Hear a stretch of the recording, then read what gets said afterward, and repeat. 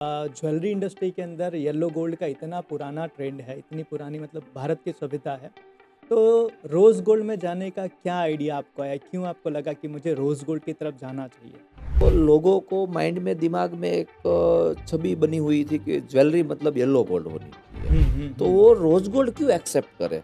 सबसे पहले उसमें इम्पोर्टेंट टॉपिक है कि आपकी प्रोडक्ट में दम होना चाहिए। हुँ, तो अगर हुँ। प्रोडक्ट में दम है, तो सामने वाला एक्सेप्ट करता ही है, ऑलवेज़ एक्सेप्ट करता है। तो उसी हिसाब से वो क्लू पॉइंट को लेके हम लोगों ने मार्केट में इसका प्रमोशन किया, सब जगह पे लेके गए और काफ़ी अच्छा रिस्पॉन्स भी मिला और उस हिसाब से ही देखते-देखते ही ब्रांड बन गई हमारी।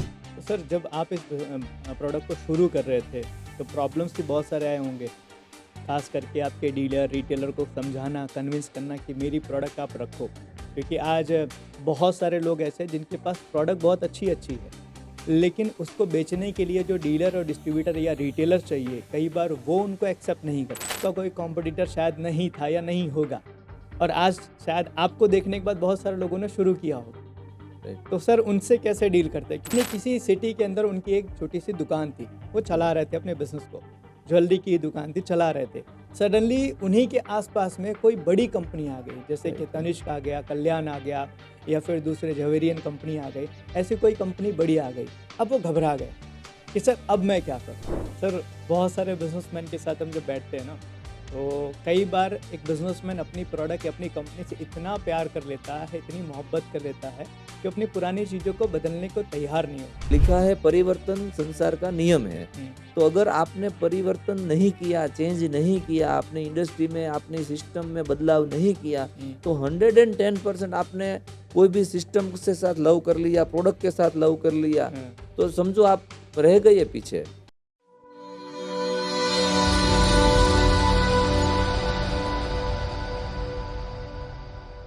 कैसे हैं व्यूअर्स? फिर से हाजिर हैं एक नए पॉडकास्ट के साथ, नए गेस्ट के साथ में। आज एक ऐसे गेस्ट से मैं आपकी मुलाकात कराऊँगा, जिसने इंडिया की सबसे बड़ी रोज़ गोल्ड की ब्रांड बनाई है। तो चलिए मिलेंगे और जानेंगे उनके बिज़नेस के सीक्रेट्स और कैसे वो अपने बिज़नेस को चलाते हैं और कैसे इस ज्वेलरी इंडस्ट्री में उन्होंने इतनी बड़ी ब्रांड बनाई, उसके ऊपर आज जानेंगे। तो मिलते हैं सियाज़ा के फाउंडर मिस्टर विपुल भुआ से। Sir, thank you yes, so much. Thank you. आज हमारे पॉडकास्ट पे आए और आज बहुत बड़ा एक दिन भी है हमारे लिए कि आज ज्वेलरी इंडस्ट्री के बारे में बहुत सारी बातें करेंगे। तो सर सबसे पहले आपकी कंपनी के बारे में और आपके बारे में जानना चाहेंगे। एक्चुअली माई सेल्फ विपुल बुआ हुँ, और मेरा कंपनी का नाम पार्थ ऑर्नामेंट्स प्राइवेट लिमिटेड है और मेजरली हम लोग सियाजा के नाम से फेमस है जी, और सियाजा हमारी रोज गोल्ड ज्वेलरी की एक ब्रांड है बढ़िया। जो आज हर कोई एक लेवल के ऊपर के शोरूम में मोस्टली पैन इंडिया में जो अच्छे सिटीज़ है हुँ, वो सब सिटीज़ में अच्छे शोरूम में हमारी प्रोडक्ट आज भी मिल रही है बढ़िया, और हमारी स्पेशलिटी ही रोज गोल्ड ज्वेलरी है। बराबर। तो सर सबसे पहले से सर आपके इस जर्नी की शुरुआत आज मानिए ज्वेलरी की बात जब आती है तो लोग जो पुरानी जो उनकी ट्रेडिशनल ज्वेलरी है येलो गोल्ड तो उसके बारे में लोगों को ज़्यादा पता है। थोड़ा रोज़ गोल्ड के बारे में आप बताइए कि रोज़ गोल्ड क्या है और क्यों इसको लोगों को प्रेफ़र करना चाहिए? एक्चुअली रोज गोल्ड गोल्ड ही है, वन टाइप ऑफ गोल्ड है, 18 कैरेट गोल्ड है। ठीक है। उसकी प्योरिटी 18 कैरेट है। हुँ, हुँ। उसमें कुछ कंटेंट इस तरीके के ऐड ऑन किए जाते हैं कि उसका कलर येलो से चेंज होके और पिंक कलर हो जाता है। अच्छा। और दूसरा इंडिया में काफ़ी टाइम फॉरेन में तो काफ़ी टाइम से रोज़ गोल्ड का ट्रेंड चल रहा था। लास्ट 4-5 ईयर से इंडिया में भी इसका अच्छा ट्रेंड चल रहा है क्योंकि लोग येलो ज्वेलरी पहनते-पहनते भी थक गए थे। उसको कुछ नया चाहिए था। हर कोई इंडस्ट्री में कुछ न कुछ हर दिन कुछ नया चाहिए होता है। हुँ, तो ज्वेलरी में भी रोज़ गोल्ड की जब भी इंडिया में प्रमोट हुआ, तो उसमें एक्चुअली एक ब्यूटी डिफरेंट खिल के आती है, अच्छा। ड्यू टू उसका कलर कॉम्बिनेशन, कलर के हिसाब से। बराबर। तो लोगों को, आज के यंगस्टर को हुँ, हुँ। ज़्यादा मेजरली उसको रोज़ गोल्ड ज़्यादा पसंद आता है। बराबर। इसीलिए एजुकेटेड लोग हैं जो यंगस्टर्स है, उसको रोज़ गोल्ड ज्वेलरी ज़्यादा पसंद आती है। उसकी उसमें ब्यूटी ज़्यादा खिलती है कंपेयर टू येलो गोल्ड। तो मतलब आपकी जो ब्रांड है या आपकी जो ये रोज़ गोल्ड है उसको ज़्यादातर यंगस्टर पसंद करते हैं। Yes, mostly. सर आज मानिए ज्वेलरी इंडस्ट्री के अंदर येलो गोल्ड का इतना पुराना ट्रेंड है, इतनी पुरानी मतलब भारत की सभ्यता है।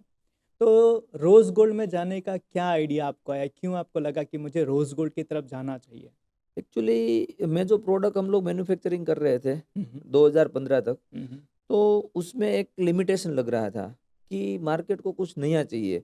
मैंने किसी को दिया जो जिस टाइप की जिस नेचर की ज्वेलरी उसने पहनते-पहनते भी 7-8 साल निकाल लिया, फिर उसने वापिस आए तो सिर्फ़ मैं वही का वही दूँगा तो कैसे चलेगा? अच्छा। फिर कुछ नया देना था मार्केट को। हुँ, हुँ। मेरे को भी कुछ ऐसा करना था कि पहले मेरी जो ज्वेलरी थी ना पर्टिकुलरली एक रीजन के रिलेटेड थी हुँ, हुँ। कि गुजरात में चले या तो थोड़ी महाराष्ट्र में चले, थोड़ा बहुत राजस्थान पे चले। हुँ, हुँ। पर अगर बड़ा काम करना है तो अपनी प्रोडक्ट ही इस टाइप की होनी चाहिए कि पैन इंडिया में मैक्सिमम लोगों को आप टच कर सकते हो। मेरी प्रोडक्ट को चेंज करने की एक रिक्वायरमेंट बन गई थी। हुँ। तो उस हिसाब से हम लोगों ने कुछ R&D किया तो अपने को भी थोड़ा समझ में आया, विज़न भी दिखा रोज़ गोल्ड में। फिर रोज़ गोल्ड में डेवलपमेंट चालू किया कि मेरी ज्वेलरी आज बैंगलोर में भी बिक सकती है, दिल्ली में भी बिक सकती है, रायपुर में भी है, बॉम्बे है, अहमदाबाद है, हर सिटी में जो एक अच्छे क्लाइंट है, बराबर है, जो एजुकेटेड लोग है, वो सब लोगों को यंगस्टर्स है, उसको पसंद आए ऐसी ज्वेलरी बनाने की थी और एक ही ज्वेलरी मैं पूरे इंडिया में बेचना चाहता था, एक ही टेस्ट की ज्वेलरी। तो ये ऑप्शन अच्छा था मेरे लिए और हुँ, हुँ। नया था, ट्रेंड में था। और वैसे इतना ट्रेंड था नहीं तो हम खड़ा भी कर सकते थे, पर एक्चुअल प्रोडक्ट सही थी तो विज़न तो दिख ही रहा था 100%। एक्चुअली सर सवाल वहीं से एक आया कि खड़ा कैसे? कि क्योंकि ज्वेलरी की जब माइंड में कोई इमेज आती है तो हम सब पुरानी ज्वेलरी वही जो येलो है वही ज्वेलरी की हम बात करते हैं। तो ये चीज़ें तो लगभग आपके ब्रांड से पहले इंडिया में इतना ज़्यादा फेमस नहीं नहीं था, थी, राइट है। राइट ना? तो लोगों को कहीं न कहीं ये ट्रस्ट दिलाना मतलब बड़ा मुश्किल था। क्योंकि ज्वेलरी जो होती है लगभग हमारे इंडिया के अंदर इन्वेस्टमेंट के पर्पज़ से पहले लिया जाता था। हो सकता है शायद अभी थोड़ी चीज़ें चेंज हुई है और आपके ब्रांड के बाद तो काफ़ी चेंज हुई है। तो पहले इन्वेस्टमेंट के पर्पज़ से लिया जाता था, उसके बाद लोगों को आपने एक नई चीज़ दी और लोगों को फ़ैशन के बारे में बताया। तो ये लोगों को कन्वर्ट करना कितना मुश्किल था और कैसे आपने किया? एक्चुअली जो गोल्ड इन्वेस्टमेंट प्रोडक्ट है ना, तो ये भी अल्टीमेट तो इन्वेस्टमेंट ही प्रोडक्ट है। बिल्कुल। मार्केट में ऑलरेडी हॉलमार्क है, हुँ, हुँ। तो इसको भी आप हॉलमार्क करते हैं तो ये भी 18 कैरेट हॉलमार्क ही होता है 110%। तो सबसे पहले जो बायबैक वैल्यू, इन्वेस्टमेंट प्रोडक्ट, उसमें तो कोई क्वेरी नहीं थी। हुँ, हुँ। बात रही दूसरे टॉपिक में जो क्वेरी थी वो लोगों को माइंड में दिमाग में एक छवि बनी हुई थी कि ज्वेलरी मतलब येलो गोल्ड होनी चाहिए। हुँ, हुँ, तो हुँ। वो रोज गोल्ड क्यों एक्सेप्ट करे? एग्ज़ैक्टली। वो सबसे बात हुई थी, विजन वाली बात थी हाँ। कि मैंने देखा कि मैंने कुछ R&D किया, जो भी प्रोडक्ट स्टडी किया, कुछ सैंपलिंग किए और सैंपलिंग करके कंपैरिजन करके देखा कि येलो गोल्ड की ज्वेलरी और रोज़ गोल्ड की ज्वेलरी जो है दोनों की कंपैरिजन में ये इसकी ब्यूटी अच्छी आ रही है। मुझे लगता है कि दोनों को पास-पास में रखे तो जिसकी अच्छी चॉइस है वो इसको ही प्रेफर्ड करेंगे। वो एक विज़न दिखने लगा था और वो विज़न को लेके ही इसको प्रमोट करना चालू किया। हुँ, हुँ। मुझे लगा कि ये मेरे को अच्छी लग रही है। मैंने 2-4 आदमी का भी ओपिनियन लिया हुँ, और एक हुँ। विज़न भी देखा। हुँ, हुँ। तो वो जो एक्चुअली सही बात है वो सही रहती है। बिल्कुल। तो फिर जब को दिखाया, उसको प्रेज़ेंट किया, और सही में प्रोडक्ट में दम था ही, तो प्रोडक्ट में दम होता है तो अल्टीमेट बिकती ही है प्रोडक्ट। सबसे पहले उसमें इम्पोर्टेंट टॉपिक है कि आपकी प्रोडक्ट में दम होना चाहिए। हुँ, तो हुँ, अगर हुँ। प्रोडक्ट में दम है, तो सामने वाला एक्सेप्ट करता ही है, ऑलवेज़ एक्सेप्ट करता है। तो उसी हिसाब से वो क्लू पॉइंट को लेके हम लोगों ने मार्केट में इसका प्रमोशन किया, सब जगह पे लेके गए हुँ। और काफ़ी अच्छा रिस्पॉन्स भी मिला और उस हिसाब से ही देखते-देखते ही ब्रांड बन गई हमारी।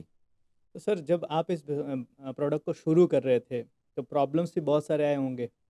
ख़ास करके आपके डीलर, रिटेलर को समझाना, कन्विंस करना कि मेरी प्रोडक्ट आप रखो। क्योंकि आज बहुत सारे लोग ऐसे हैं जिनके पास प्रोडक्ट बहुत अच्छी-अच्छी है, लेकिन उसको बेचने के लिए जो डीलर और डिस्ट्रीब्यूटर या रिटेलर चाहिए, कई बार वो उनको एक्सेप्ट नहीं करते।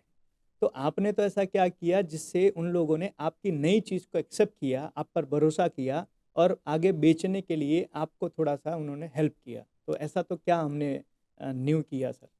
एक्चुअली इसमें चैलेंजेस में मैं बात करूँ तो सबसे बड़ी चैलेंज तो बनाने की थी इसकी, अच्छा। क्योंकि इसका जो मेटल कंटेंट होता है वो हार्ड हार्ड होता है। उसमें जो टेक्निकल पैरामीटर्स है ना, वो compare to yellow gold 22 carat से इसमें थोड़ा डिफिकल्ट रहता है सब।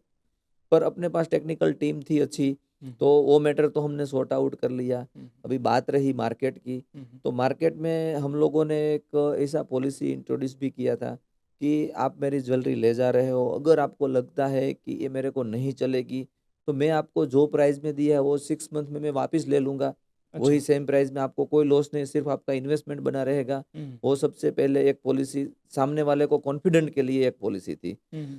दूसरी पॉलिसी मैंने जो आपको फर्स्ट बताया कि ऑलरेडी हमारी प्रोडक्ट में दम था, 100% लोगों को प्रोडक्ट बोलती थी, वो तो सामने वाले को कॉन्फिडेंट नहीं था। प्रोडक्ट में तो ऑलरेडी दम था, प्रोडक्ट बोल ही रही थी।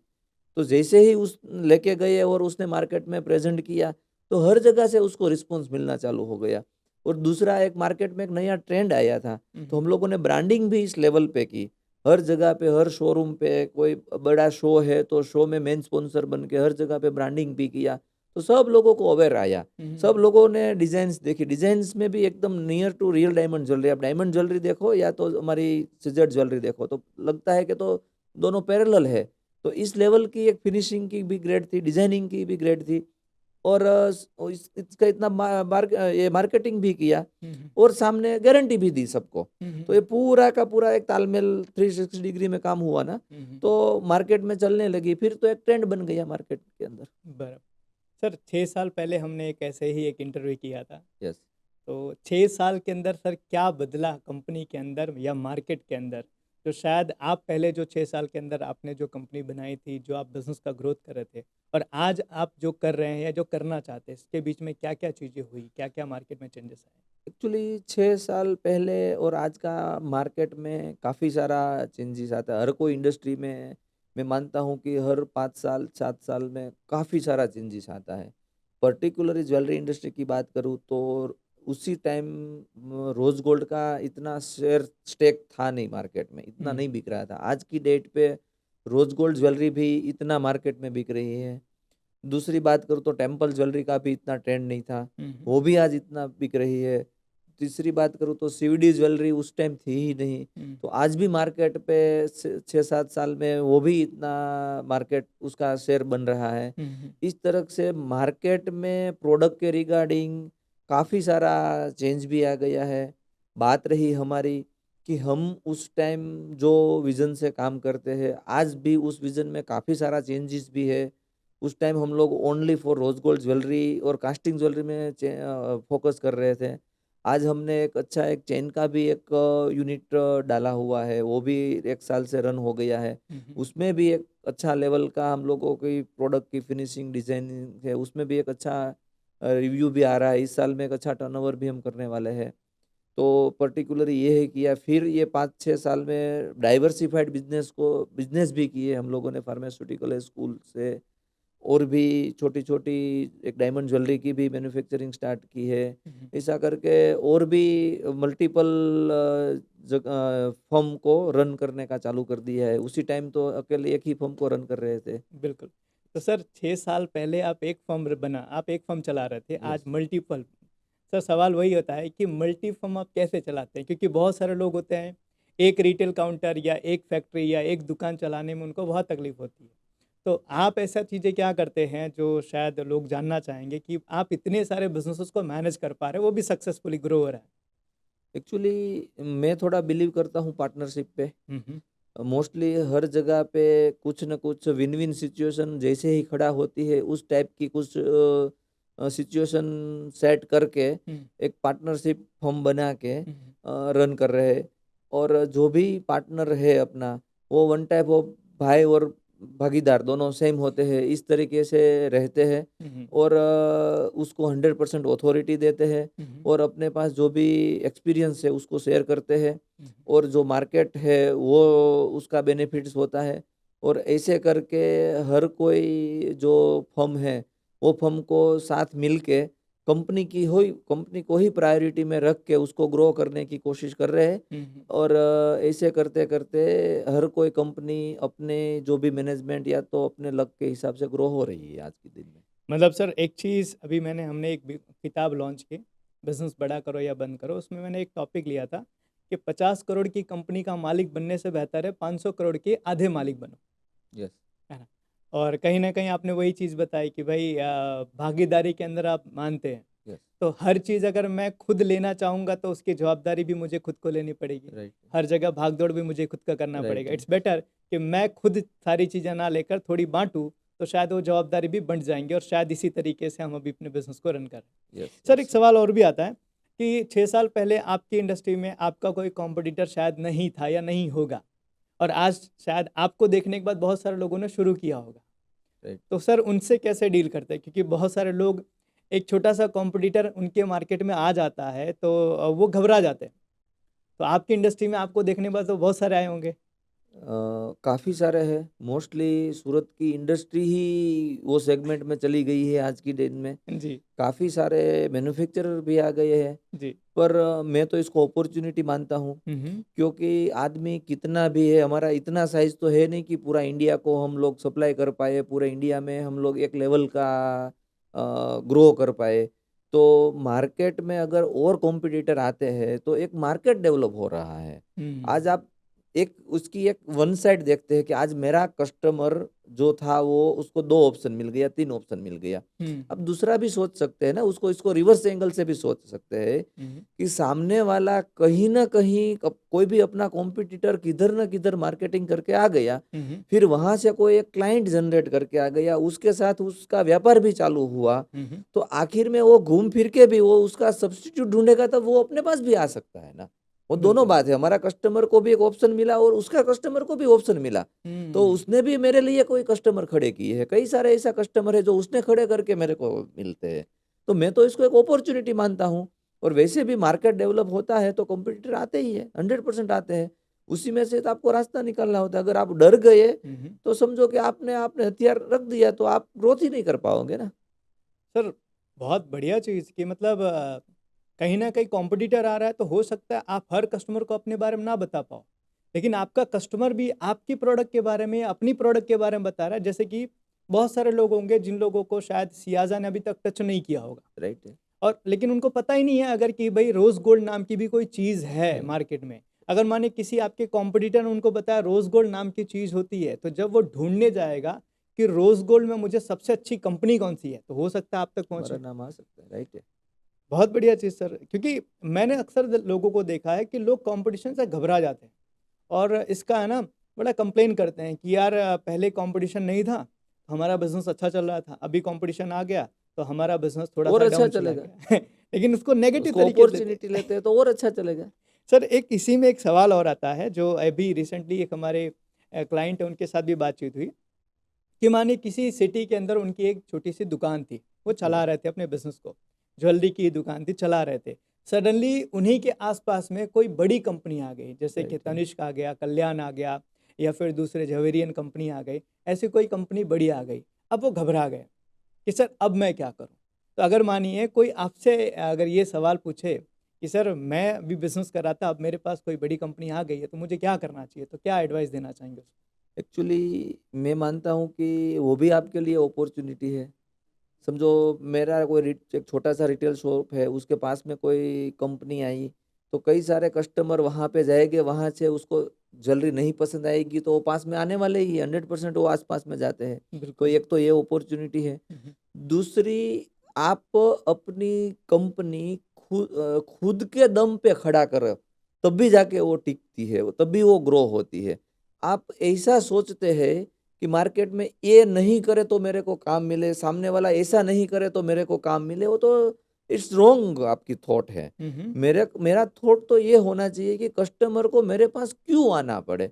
मेरे पास क्या यूनिकनेस है? हुँ, मेरे हुँ। पास क्या डिज़ाइन्स है? हुँ, मेरे हुँ। पास क्या सर्विसेज़ है? हुँ, इसमें बहुत सारे ऐसा टॉपिक है जो बड़ी कंपनी नहीं कर सकती है, ड्यू टू वो एक एक लेवल पे उसका प्लेटफ़ॉर्म लेके बैठी है, तो कई सारे फैसिलिटीज़ वो नहीं अफ़ोर्ड कर सकती है। हुँ, हुँ। जो फैसिलिटी आप दे सकते हो, उतना पॉइंट आप यूनिकनेस ढूँढो, हुँ, हुँ। बराबर है? और वो यूनिकनेस पे आप काम करो ना, वो आपकी यूएसपी बना लो।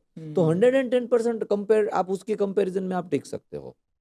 जैसे सर एक चीज़ जनरली हम सिखाते हैं पार्टिसिपेंट्स को कि सर आप रिलेशन बना के रखो आपके क्लाइंट के साथ। बहुत सारा टॉपिक है, रिलेशन बना के रख सकते हो, आप उसको एक्स्ट्रा सर्विसेज दे सकते हो, कई सारा आप ऐसी स्कीम आप उसको दे सकते हो। स्कीम मतलब रियल में कुछ बेनिफिट्स है जो आप शेयर कर सकते हो, क्योंकि आप ही ओनर हो, तो यहाँ पे आपका डिसीजन चल सकता है। बड़े कॉरपोरेट में तो क्या है कि उसका जो कंपनी का पॉलिसी ही फॉलो करती है, आपके पास उसका यूनिकनेस, आप कितना 10 पॉइंट आप नोट डाउन कर लो कि ये 10 पॉइंट में मैं मेरे कॉम्पिटिटर से मैं अच्छा हूँ, अगर वो 10 पॉइंट आपने यूएसपी बना ली आपकी, तो 100% आप अच्छे से अच्छे कॉम्पिटिटर से बीट कर सकते हो। मतलब आपको घबराने की ज़रूरत नहीं है, ये देखने की ज़रूरत है कि उस बड़ी कंपनी में कौन सी ऐसी माइनस चीज़ है जिसको मैं प्लस बना सकता यस, हूँ।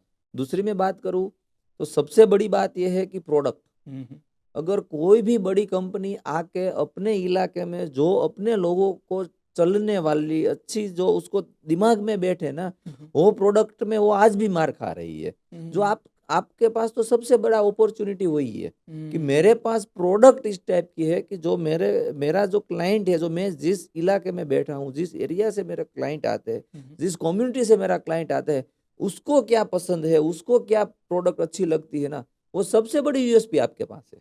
क्योंकि आप लोकल हो, आप लोकल हो, आप उसकी रिक्वायरमेंट को आप कस्टमाइज कर सकते हो। 100% कर सकते और हैं, जो बड़ी कॉर्पोरेट, कंपनी नहीं कर सकती हाँ है, उसका कॉर्पोरेट, एक ड्रॉबैक है ये, और लोग इसके अपॉर्चुनिटी की बजाय लोग घबराना शुरू लोग कर देते घबराना शुरू कर देते हैं। हैं। बड़ी सर, आपके भी कॉर्पोरेट क्लाइंट्स होंगे है, सियाजा के काफी भी? सारा है क्लाइंट तो को। सर उनमें और छोटे जो आपके के जो लोकल हैं, तो उसमें सर कौन से लोग आपके लिए बढ़िया या बेस्ट बिजनेस पॉलिसीज लेकर आते हैं? आपके साथ धंधा करने में किसको मजा आता है?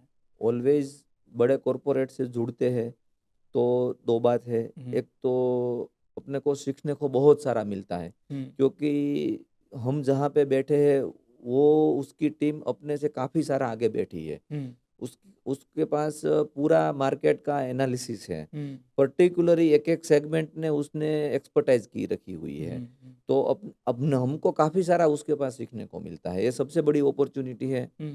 ड्रॉबैक ये है कि अपने को उसकी पॉलिसी के साथ सेट होना पड़ता है, बराबर। ये एक ड्रॉबैक है, बराबर है, पर उसके सामने वॉल्यूम भी एक अच्छा मिलता है कि जो छोटी दुकान वाला जो अपने को एक वॉल्यूम देता है, जो एक अच्छा जिसके पास चैनल स्टोर है, तो वो अपने को उसकी रिक्वायरमेंट ही इतनी है प्रोडक्ट की, तो उसका भी व्यापार अपने को एक अच्छी तरह से मिलता है, वो सब प्लस पॉइंट है। तो मैं तो मानता हूँ कि आने वाले टाइम में कॉरपोरेट जो भी क्लाइंट है वो और बड़े होने वाले हैं, तो आपका भी फ्यूचर ब्राइट है उस मामलों में। सर कहा जाता है ज्वेलरी मार्केट या ज्वेलरी इंडस्ट्री बड़ा अनऑर्गेनाइज इंडस्ट्री है, राइट है। राइट ना? बहुत सारे लोग ऐसे हैं जो अभी भी बहुत अनऑर्गेनाइज तरीके से काम कर रहे हैं। तो सर उनके लिए क्या नुकसान है, और अगर आप ऑर्गेनाइज होते हैं तो आपके लिए क्या फ़ायदे होते इस इसका बहुत एक कैलकुलेटिव में बात करूं हैं? तो पूरा 10 साल का आप एक्सपीरियंस दे रिकॉर्ड स्टडी कर लेते हैं तो पता चलेगा कि आज से 10 साल पहले जो भी कॉरपोरेट्स थे इंडिया में, उसके हाथ में कितना व्यापार था इंडस्ट्री का, और आज की डेट पे कितना व्यापार है। समझो कि इंडिया के टॉप 25 कॉरपोरेट को आप गिन लो और वो कितना व्यापार कर रहे हैं, तो वो रेशियो आप देखोगे ना तो डे बाय डे काफी सारा बढ़ रहा है और कितना ग्रो हो रहा है कॉरपोरेट का भी अच्छा। व्यापार।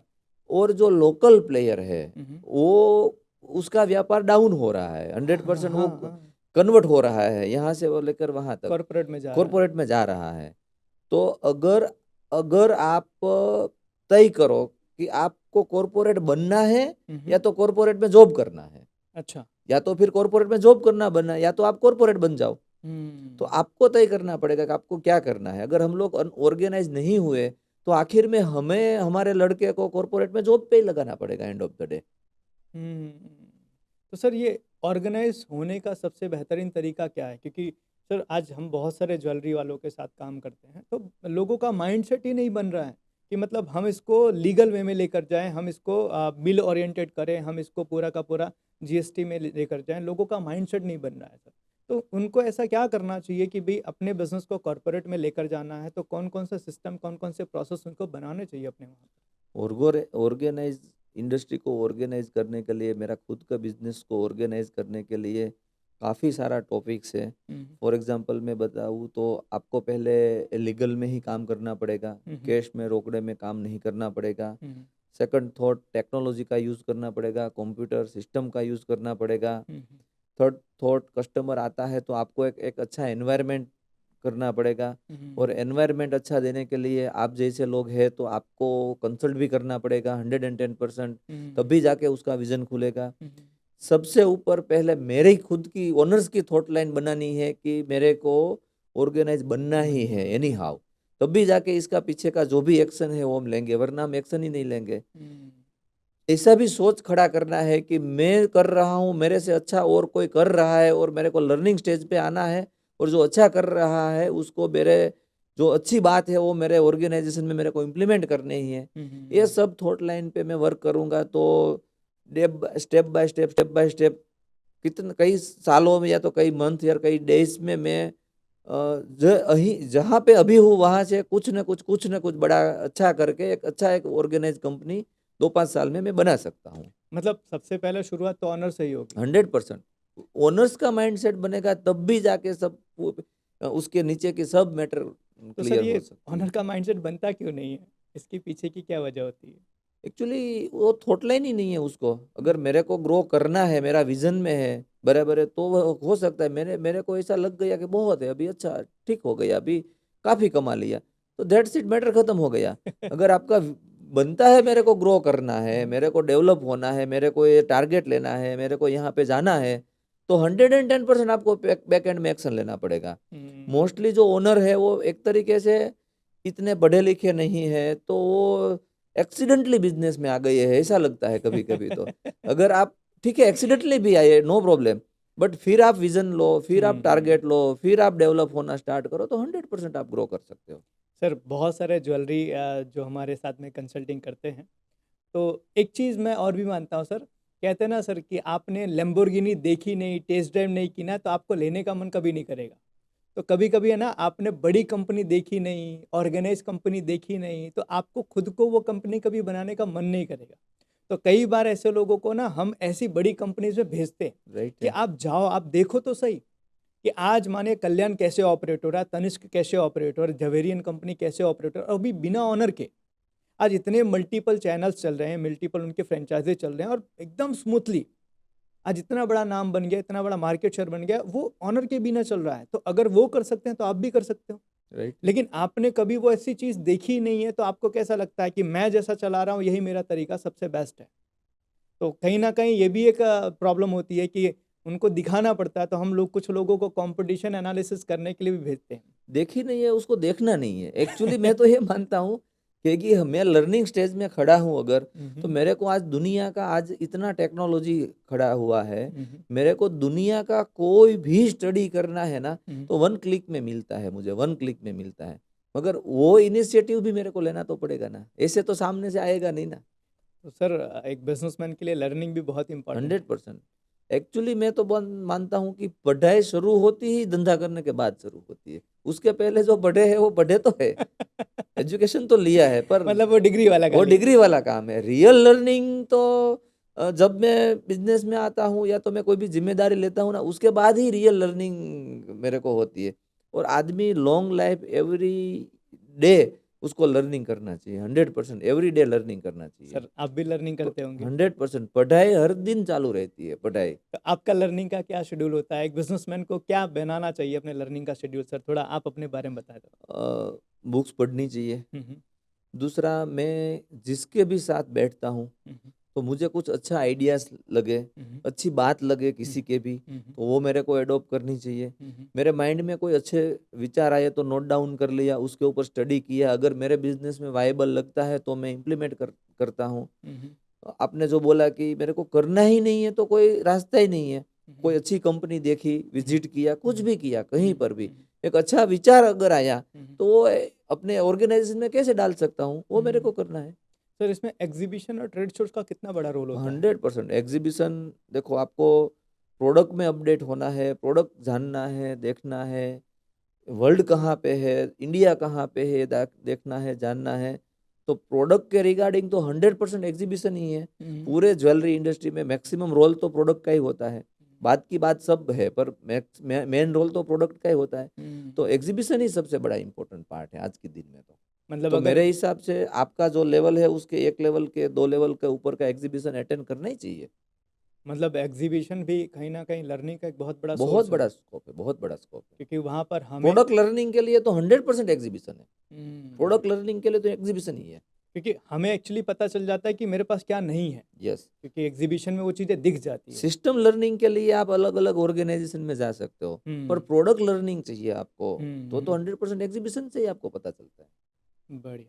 सर एक चीज़ और भी कि मैं बहुत सारे लोगों को मिला इतने तकरीबन 9-10 साल के करियर में ज्वेलरी में, सर जिन्होंने आपसे पहले भी बिजनेस शुरू किया था, लेकिन मैं देख रहा हूँ सर उनका उतना ग्रोथ नहीं हुआ जितना आपका ग्रोथ हुआ।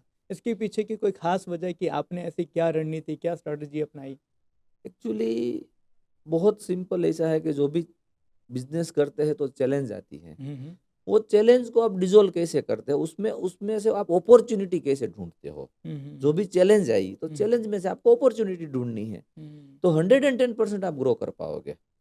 तो सर आपको कौन कौन से चैलेंजेस आए जो आपने रिजॉल्व किया? एक चैलेंज की बात करूँ तो जब मेरा करियर का स्टार्टिंग हुआ होलसेल में, फिर सिल्वर का बिजनेस कर रहा था, तो वराछा कतारगाम में मोस्टली सिल्वर का जो भी रिटेल शॉप थी, ज्वेलर्स थे, उसमें मैं सिल्वर सप्लाई करता था। हम्म एक दिन ऐसा लगा कि मार्केट ही खत्म हो गया, दुकान ही खत्म हो गई। अभी सिल्वर का मैं जो ज्वेलरी है वो उठा के ट्रैवलिंग कर नहीं सकता था, हम्म मेरे को मार्केट लिमिटेशन आ गई। तो फिर स्टडी किया, कभी इसका ये चैलेंज आ गया, तो चैलेंज फिर क्या करें, कुछ चेंज करना पड़ेगा, उम्र छोटी है अभी, अपने को कुछ आगे बढ़ना है, क्या करना पड़ेगा। फिर एक स्टडी किया, कुछ R&D किया, कर करके फिर ज्वेलरी मैन्युफैक्चरिंग का काम आया। पता चला उसमें ज्वेलरी मैन्युफैक्चरिंग करता हूँ ना, तो मैं पूरे इंडिया में कोई भी सिटी में ज्वेलरी बना के दे सकता हूँ, मुझे एरिया लिमिटेशन निकल गया। तो फिर वो चैलेंज को डिसॉल्व करके हम लोगों ने ज्वेलरी मैन्युफैक्चरिंग स्टार्ट किया। फिर वो पर्टिकुलरली प्रोडक्ट हमने बनाई थी, वो पर्टिकुलर गुजरात टेस्ट की थी। तो 2007 में ज्वेलरी मैन्युफैक्चरिंग स्टार्ट किया, तो 15 तक फिर भी वो चेंज लिमिटेशन आ गई कि अपनी ज्वेलरी चले तो कहाँ पे, गुजरात, महाराष्ट्र, मैंने जो बोला राजस्थान में थोड़ा बहुत, बाकी सब इलाकों में मेरी ज्वेलरी नहीं चले, लोगों को टेस्ट ही पसंद नहीं आ रहा था। फिर सोचा कि भाई क्या करें, अभी ये चैलेंज आया, उसका फिर एक उसमें से एक अपॉर्चुनिटी निकाली, फिर क्या करें। फिर कुछ R&D किया, स्टडी किया, बराबर R&D भी चल रहा था। जैसे ही डिमोनिटाइजेशन हुआ तो एकदम फ्री हो गए, तो पूरा फ्री थे, तो R&D को इतना तेज कर दिया, और तेज करके ये रोज गोल्ड में जो R&D कर रहे थे उसमें प्रोडक्ट बना के एकदम फ्री थे, तो उसको तेज कर दिया, तेज करके प्रोडक्ट बना ली। प्रोडक्ट बना के माइंडसेट था कि कैसी प्रोडक्ट बनाने की, मेरी प्रोडक्ट इंडिया के हर कोई सिटी में चलनी चाहिए, मैक्सिमम एरिया लिमिटेशन नहीं होना चाहिए। दूसरा, इमर्जिंग प्रोडक्ट चाहिए। एक्चुअली सिल्वर से ये सीखा था कि सिल्वर में क्या था, जैसे लोग कैपेसिटी आती ना, लोगों की बाइंग कैपेसिटी बढ़ती है ना, तो सिल्वर पहनना बंद कर देते हैं। अच्छा। राइट, बराबर है। तो प्रोडक्ट भी ऐसी होनी चाहिए कि लोगों डे बाय डे लोगों की बाइंग कैपेसिटी बढ़ रही है, तो वो भी उसका इन्वेस्टमेंट भी उसमें आना चाहिए। इस टाइप की प्रोडक्ट होनी चाहिए, इंडस्ट्री भी ग्रोएबल इंडस्ट्री होनी चाहिए। तो फिर सोचा कि भाई रोज गोल्ड ज्वेलरी अच्छी है, प्रोडक्ट है, ग्रोइंग इंडस्ट्री है, तो और डिजाइनिंग पोर्टफोलियो भी इस टाइप को है, पूरे इंडिया में चल सकता है। तो जो भी चैलेंज आया ना, उसको कैसे डिसॉल्व किया, चैलेंज का सॉल्यूशन क्या निकाला, उसको अपॉर्चुनिटी में कैसे बदल गया वो, मतलब जो प्रॉब्लम्स है ना, उसको अपॉर्चुनिटी में बदलना सीख लेते हैं ना, तो 100% ग्रो होता है, 100% ग्रो कर सकते हैं। ग्रेट। सर आपकी 2-3 प्रोडक्ट के बारे में हमने सुना है। एक सियाजा तो आपने बताया, रोज गोल्ड, एक वियाना है और एक कोजा है। सर उसके बारे में थोड़ा बताइए। सियाजा, एक्चुअली हम लोग रोज गोल्ड ज्वेलरी बनाते हैं, उसमें हम लोग सियाजा के ब्रांड नेम से व्यापार करते हैं। फिर एक कोजा है, वो जो पर्टिकुलरली टेक्नोलॉजी के हिसाब से वो प्रोडक्ट बनाते हैं। अच्छा। बैंड है, वो जो कपल बैंड है, बेंगल है, जो CNC टेक्नोलॉजी से बनती है प्रोडक्ट, उसको एक अलग ब्रांड नेम से हम लोग मार्केट में रन कर रहे हैं, जो कोजा के नाम से रन कर रहे हैं। तीसरा है जो वियाना, वो एक्चुअली हम लोग येलो गोल्ड की जो ट्रेडिशनल ज्वेलरी बनाते थे, उसको हम लोगों ने वियाना के ब्रांड नेम से मार्केट में रन कर रहे हैं। अभी आपने बताया सर आपने कुछ एक नई फैक्ट्री चालू की चेन की, यस, वो किस नाम से? वो सियाजा इंडस्ट्रीज लिमिटेड के नाम से। यहाँ का जो ब्रांड नेम था, वो प्रोडक्ट पोर्टफोलियो अलग है, तो वहाँ पे सियाजा ही कंपनी का नेम कर दिया, और वो भी सियाजा के नाम से ही मार्केट में व्यापार कर रहे हैं, सियाजा चेन चेन का का। व्यापार है। Yes. सर ज्वेलरी इंडस्ट्री का फ्यूचर सर क्या दिख रहा है? मैं तो इसको एक अच्छा फ्यूचर देख रहा हूँ। आप एक स्टडी भी कीजिएगा, तो गोल्ड का डे बाय डे कितना भी महंगा हो रहा है, तो फिर भी इंडिया में इसका कंजप्शन बढ़ रहा है। और इसका क्लियर कट थॉट लाइन ये है कि गोल्ड है वो इन्वेस्टमेंट प्रोडक्ट है। इन्वेस्टमेंट प्रोडक्ट बढ़ती है ना, रेट बढ़ता है तो ही वो चलती है 110%। तो आज गोल्ड आप देख लो, पूरे लास्ट 20 25 50 साल भी देख लो, या तो लास्ट 10 साल का भी आप कंपैरिजन देख लो, तो जितने भी वर्ल्ड के क्राइसिस, इकोनॉमिक क्राइसिस आए हैं, वो क्राइसिस में भी गोल्ड बढ़ा ही है 100%। तो लोगों का गोल्ड के ऊपर ट्रस्ट लेवल ही इतना बन गया है कि लोगों को गोल्ड पे इतना ट्रस्ट है। बाकी अदर कोई भी स्टॉक मार्केट भी हर कोई सिचुएशन में नहीं चलता है। कोविड के टाइम में भी कुछ भी इन्वेस्टमेंट प्रोडक्ट नहीं चल रही थी, ओनली गोल्ड चल रही थी। तो लोगों का गोल्ड के ऊपर इतना ट्रस्ट है, तो 100% गोल्ड चलेगा ही चलेगा। मैं तो उसमें कोई डाउट ही नहीं है। और सर इसके हिसाब से रोज गोल्ड का क्या मार्केट या क्या फ्यूचर दिख रहा है आपको, क्योंकि आप सियाजा जो आप इतनी बड़ी ब्रांड आपने बनाई है तो उसको तो आपको लेके बहुत सारी चीज़ें क्लियर होगी। रोज गोल्ड अभी 5 साल में, 5 7 साल से अच्छा भी चल रहा है, हम्म, और मेरे हिसाब से अभी आने वाले टाइम में भी चलने ही वाला है। हम्म, शायद कुछ इनोवेशन आ भी जाए, पॉसिबल है, वो तो एक डिजाइन है, कॉन्सेप्ट है, पॉसिबल है वो चेंज भी हो सकता है। राइट। तो ठीक है, हमें मूव हो जाना है, हमें को वो करना है। मार्केट को क्या चाहिए? मेरे को मेरा कोई प्रोडक्ट, मेरे का कोई वो पकड़ के रखने का क्या मतलब है? आपको चाहिए क्या, वो मेरे को देना है, सिंपल बात है, तो मैं मूव हो जाऊंगा। सर बहुत सारे बिजनेसमैन के साथ हम जब बैठते हैं ना, तो कई बार एक बिजनेसमैन अपनी प्रोडक्ट या अपनी कंपनी से इतना प्यार कर लेता है, इतनी मोहब्बत कर लेता है कि अपनी पुरानी चीज़ों को बदलने को तैयार नहीं होता, भले मार्केट में कुछ भी चल रहा है मैं तो यही करूँगा। तो सर उसके कारण उसको नुकसान बहुत होता है। 100%। तो उसके लिए आप क्या उसको एडवाइस करना चाहेंगे सर? ऑलवेज हम लोगों ने काफी जगह पे एक सुविचार बोलते हैं ना, गुजराती में सुविचार लिखा होता है, जी। परिवर्तन ये संसार नो नियम है। बराबर है। तो वो एक्चुअली लिखने के लिए नहीं है, हम्म, वो समझने के लिए है कि लिखा है परिवर्तन संसार का नियम है। हम्म, तो अगर आपने परिवर्तन नहीं किया, चेंज नहीं किया, आपने इंडस्ट्री में, आपने सिस्टम में बदलाव नहीं किया, तो 110% आपने कोई भी सिस्टम से साथ लव कर लिया, प्रोडक्ट के साथ लव कर लिया, हाँ, तो समझो आप रह गए पीछे। आपको हर दिन चेंज करना ही पड़ेगा। सिस्टम गिन लो, जो भी टेक्नोलॉजी गिन लो, कुछ भी आप गिनो, बराबर है, आपको प्रोडक्ट गिनो, डिजाइन्स गिनो, जो भी आपको करना है कर लो। आपको always day by day change करना ही पड़ेगा, तब भी जाके आप ग्रो कर सकते हो, वरना ग्रो नहीं कर सकते हो। क्योंकि सर बहुत सारे ज्वेलरी वाले अभी भी ऐसे हैं सर, जो जीएसटी को लेके, एचयूआईडी को लेके अभी भी गालियां दे रहे हैं गवर्नमेंट को कि भाई ये गवर्नमेंट ने गलत किया। तो सर उसके ऊपर आपका क्या कहना है? मैं तो मानता हूँ कि HUID आया, हॉलमार्क आया, हम्म, वो 110% हमारे इंडस्ट्री के लिए एक अच्छी बात है। अच्छा। क्योंकि लोगों, पहले मेरी नीयत पे मैं ज्वेलरी बेचता था। आप मेरे क्लाइंट हो, आप मेरे पास आए, तो मेरा नीयत क्या है उस हिसाब से आपको प्योरिटी मिलती थी। हम्म, तो सबकी नीयत सही नहीं रहती है, तो हम्म, लोगों का बैड एक्सपीरियंस मिलता है। आज हम्म, की डेट पे हॉलमार्क आ गया, मैंने आपको बोला 22 कैरेट ज्वेलरी है मेरी, तो मेरा 22 कैरेट ही निकलेगी। तो आपका ज्वेलरी के ऊपर ट्रस्ट कितना बढ़ गया, आप सोचो तो सही, कि लोगों का ट्रस्ट लेवल बढ़ा है गोल्ड के ऊपर। तो गवर्नमेंट ने वो एक्शन लिया, वो सबसे अच्छा इनिशिएटिव एक्शन है कि गवर्नमेंट ने हॉलमार्क लाया, प्योरिटी का स्टैंडर्ड बना लिया एक बार के लिए। ठीक है, थोड़ा कंपटीशन आया है उसकी वजह से, पर डजेंट मैटर है वो, पर उसके बदले इंडस्ट्री बची हुई है हमारी। दूसरी बात रही जीएसटी की, तो मैं तो मानता हूं आप ऑर्गेनाइज ही नहीं होंगे, आप लीगल पे जाओगे नहीं, तो बड़ा काम कैसे कर पाओगे? आपको गवर्नमेंट का हर कोई रूल, गवर्नमेंट भी आज की दिन में क्या सिस्टम लाती है जो इंडस्ट्री प्रमोट करे, इंडस्ट्री को आगे बढ़ाए, वो सिस्टम गवर्नमेंट भी ला रही है। तो अगर आप वो सिस्टम से अवॉइड करोगे तो मार्केट आगे चला जाएगा और आप पीछे रह जाओगे। जो मैंने बोला ना चेंज वाली बात, वो तो यही सब चेंज है ना, परिवर्तन तो यही सब परिवर्तन है। ठीक है, दिन दिन की बात अलग होती है। आज के दिन पे इंडस्ट्री जो मोड में जा रही है, इंडिया का इकोनॉमी जो मोड में जा रहा है, तो आपको उसमें सेट होना है 110। अगर आप नहीं सेट होगे तो आपके लिए रुकेगा नहीं, वो तो चला जाएगा, आप वहीं पे रुक जाओगे। राइट।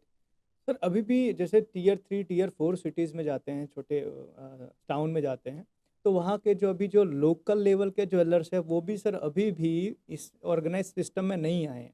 अभी वो एचयूआईडी के हिसाब से नहीं कर रहे हैं, अभी भी वो जीएसटी नहीं ले रहे हैं, और अभी भी वो कहीं ना कहीं प्रोडक्ट के अंदर थोड़ा बहुत मिलावट करते ही है। तो सर अगर एज अ बायर मगर मैं जाता हूँ किसी दुकान के ऊपर, तो मुझे कैसे पता करना चाहिए कि भाई ये जो गोल्ड ज्वेलरी है वो प्योर है कि नहीं प्योर है? एक्चुअली ज्वेलरी के अंदर सबसे पहले एज ए रिटेलर सबको हॉलमार्क ज्वेलरी ही लेना चाहिए। और हॉलमार्क ज्वेलरी लेते हैं आप तो इसके अंदर BIS का एक स्टैंप लग के आता है, प्योरिटी का स्टैंप लग के आता है। अगर वो आपने चेक करके लिया तो 110% उसमें थर्ड पार्टी का वेरिफिकेशन है कि ये 22 कैरेट ज्वेलरी, उसकी प्योरिटी स्टैंडर्ड है। अगर ये देख के लेते हैं तो फिर कोई इश्यू नहीं है। सर ऐसा भी पॉसिबल है कि BIS का मार्क जो है वो ज्वेलर वाला खुद बना के अपने हिसाब से मार दे, ऐसा कुछ पॉसिबल है आज मतलब? 500 की नोट डुप्लीकेट भी मिल तो रही है। तो वो ढूंढे कैसे सर कि मतलब ये डुप्लीकेट है, या क्योंकि आज मानिए कि नोट में तो मशीन है, मशीन कभी कोई बता देती है, लेकिन ज्वेलरी के लिए तो हर जगह मशीन अवेलेबल नहीं है। तो कई बार कुछ लोगों का, कस्टमर का पैसा बहुत अच्छा खासा चला जाता है, तो उससे बचने के लिए कोई? अगर एक गुडविल वाला ज्वेलर से, हम्म, अच्छी स्टैंडर्डता वाला ज्वेलर से अगर आप उससे लेते हैं हम्म, तो आप 100% कर सकते हो। हम्म, दूसरा है आई थिंक BIS की साइट पे भी एक फैसिलिटी उन लोगों ने बना के रखी थी, बीच में बंद भी किया था, अभी भी शायद है, कि आप वो यूनिक HUID जो यूनिक आइडेंटिफिकेशन नंबर है वो डाल के भी आप चेक कर सकते हैं। अच्छा, मतलब अगर मुझे कोई ज्वेलरी लेनी है और मुझे चेक करना है तो मैं इस तरीके से कर कर सकता हूँ? सकते हैं, कर सकते। वेरी गुड, बढ़िया। सर एक सवाल बहुत बड़ा जो मेरे क्लाइंट ने ही पूछा था, और शायद इसके ऊपर मुझे भी बहुत सारी चीज़ें आपसे डिस्कस करनी है, कि मानिए कि एक ज्वेलरी इंडस्ट्री के अंदर जो बिजनेस कर रहा है, उसके लिए उसके बिजनेस का माइंडसेट कैसा होना चाहिए ताकि उसको अपनी इंडस्ट्री में अच्छा ग्रोथ मिले? सबसे पहले तो मुझे लव मेरी सिस्टम से, मेरी प्रोडक्ट से नहीं करना है। हम्म, मुझे लव करना है मेरे इंडस्ट्री से, हम्म, मेरे बिजनेस से मुझे लव करना है। हम्म, तो सबसे पहला मेरा माइंड ऑलवेज पॉजिटिव होना चाहिए। हम्म, मुझे बिजनेस में अपॉर्चुनिटी दिखनी चाहिए। हम्म, मुझे बिजनेस के जो प्लस पॉइंट है वो मेरे ध्यान में आने चाहिए ऑलवेज। हम्म, जिस दिन से मुझे ये बिजनेस का नेगेटिव नेगेटिव पॉइंट ध्यान में आने लगा ना, उस दिन से सोचो कि मैं उस बिजनेस में वापस हो रहा हूँ। अच्छा। तो सबसे पहले मेरे को बिजनेस में मेरा माइंडसेट पॉजिटिव होना चाहिए, मेरे को बिजनेस को लव करना चाहिए, सीखना चाहिए। तो सर ये इसमें इसके लिए तो एसोसिएशन का बहुत बड़ा रोल होता है, मतलब आप किसके साथ उठते बैठते हैं? यस। क्योंकि अक्सर मैंने लोगों को देखा है कि वही लोग नेगेटिव बातें करते हैं जिनके आसपास ऐसे नेगेटिव लोग रहते हैं, यस। जो आपके बिजनेस के बारे में ही आपको खामियां दिखाते हैं। यस। तो उसमें सर एसोसिएशन कैसे रखना चाहिए, कैसे अपने आजू बाजू के लोगों को आपको ध्यान रखना चाहिए कि भाई ये हमारे बिजनेस के बारे में हमें नेगेटिव ना कर दे?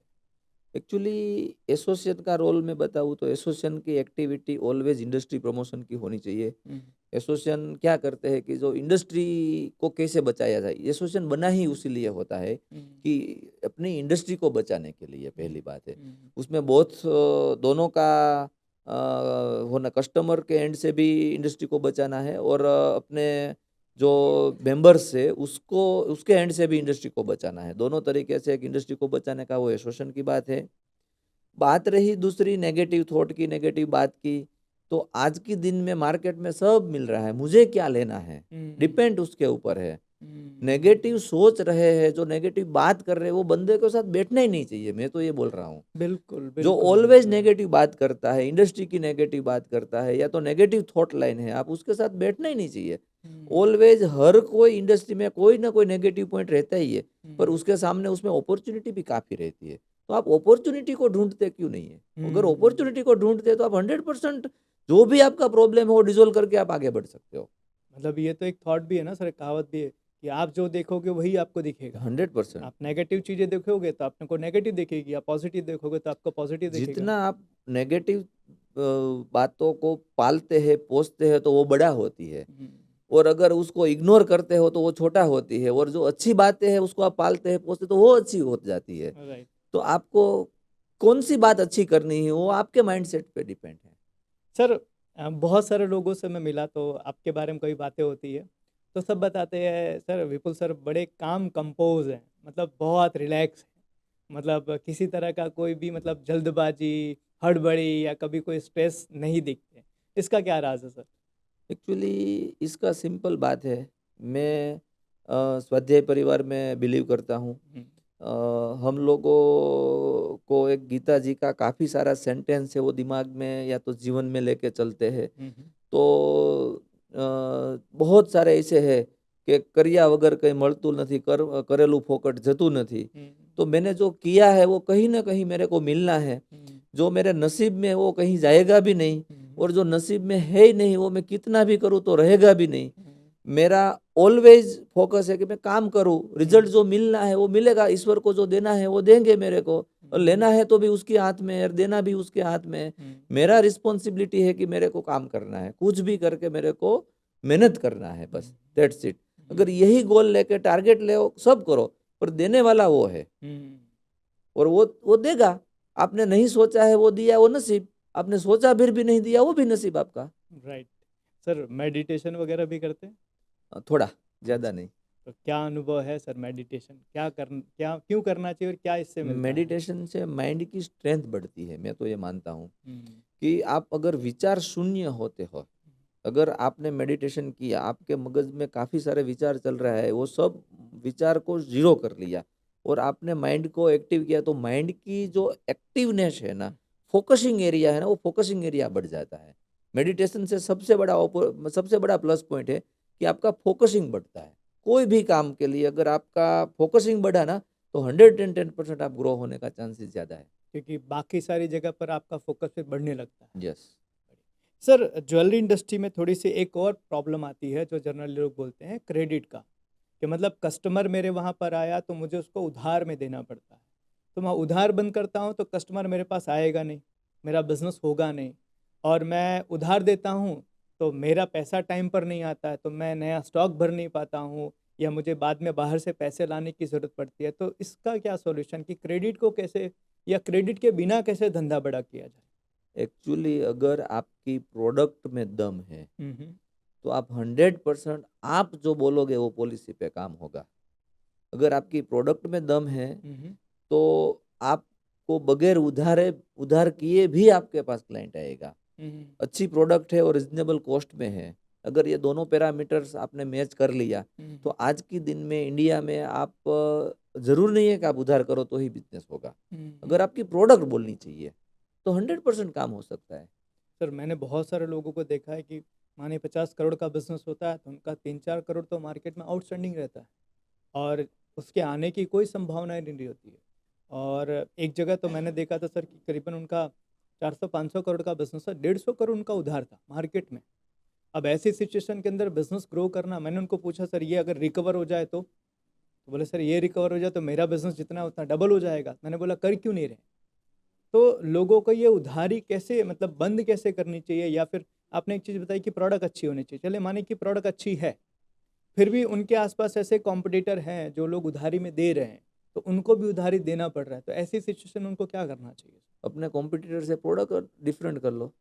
अच्छा। 100% आपकी प्रोडक्ट वायबल होनी चाहिए मार्केट में। आपके कॉम्पिटिटर जितने भी है, हम्म, उससे अगर आपकी प्रोडक्ट वेरिएशन हो गई, आपकी हम्म, प्रोडक्ट अच्छी हो गई, रिजनेबल कॉस्ट में आ गई, हम्म, तो आप बगैर उधारी पे भी काम कर सकते हैं। हम्म, और ये उधारी का जो सिस्टम था ना, वो था बहुत टाइम पहले था। हम्म, अभी तो आप खामखा कंफ्यूज हो रहे हो। मार्केट में अभी उधारी का सिस्टम बहुत स्लो हो जाता रहा है, स्टेप बाय स्टेप।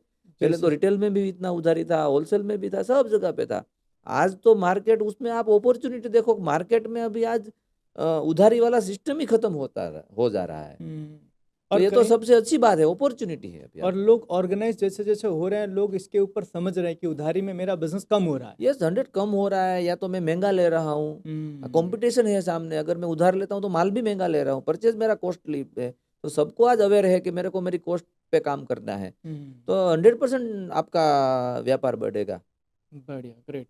सर, सियाजा का क्या विजन है सर आने वाले सालों का?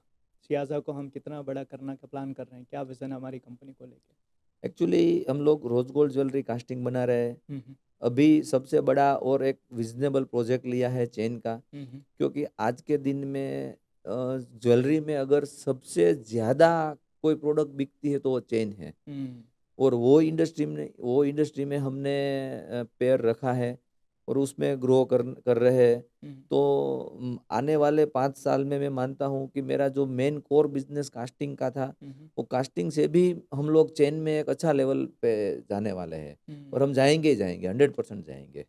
सर, एक चीज़ और भी, कि मानिए कि कहीं पर 2-4 बिजनेसमैन हैं जो लोग अकेला अकेला बिजनेस कर रहे हैं, तो क्या उनको जॉइंट वेंचर बना के काम करना चाहिए? ऑलवेज विन विन सिचुएशन हो सकती है। आप हम्म, कोई भी डील करो, हम्म, कोई भी एग्रीमेंट करो, जिसमें विन विन सिचुएशन होनी चाहिए। हम्म, अगर आपको लगता है कि मैं आपसे जोड़ सकता हूँ, हम्म, विशाल सिंह से मैं जुड़ हम्म, जाऊंगा, हम्म, तो मेरा भी कुछ अच्छा ग्रोथ होगा, आपका भी ग्रोथ होगा, हम्म, तो ठीक है, करो, 100% करो। अगर विन हम्म, विन सिचुएशन नहीं है हम्म, तो फिर मतलब नहीं है। कोई एक ही बंदा विन हो रहा है और एक को लॉस जा रहा है तो प्रैक्टिकल नहीं होगा वो कभी भी। अगर हम्म। विन विन सिचुएशन है तो आप कुछ भी कर सकते हो।